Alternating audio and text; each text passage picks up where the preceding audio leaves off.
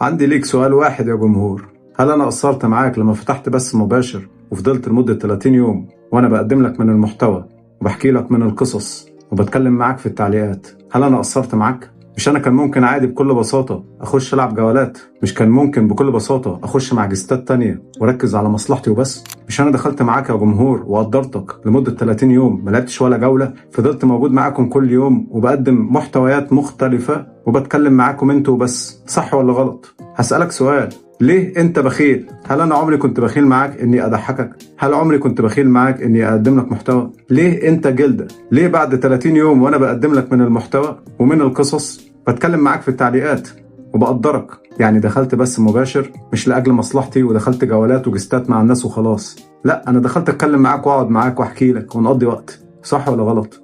ليه 870 ألف واحد شاف البث المباشر بتاعي خلال ال 30 يوم مفيش حد منهم جه دعمني؟ ليه مفيش حد منهم جه شجعني؟ هل أنا غلطت لما أنا جيت معاك بقدم لك محتوى؟ هل أنا غلطت لما ما فكرتش في مصلحتي ودخلت جولات وجستات عشان ينزل لي دعم واقعد اجرح على الشاشة ودخلت قدرتك وقدمت لك محتوى؟ هل أنا غلطت لما عملت كده؟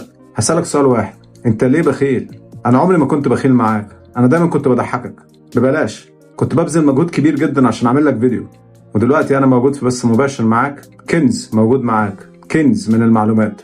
اول ما ابدا اتكلم تحضر، تفضل قاعد تتفرج وتسمعني، اول ما اخلص كلام تتكل على الله. هل دي مجدعه؟ هل دي رجوله؟ هل انت شايف كده كجمهور انك حقاني معايا؟ ليه انت كجمهور بتحب تاكل وتنكر؟ ليه انا بحبك وليه انا بصبر عليك وانت بتيجي تاخد مصلحتك مني وتتكل على الله؟ ليه يا جمهور؟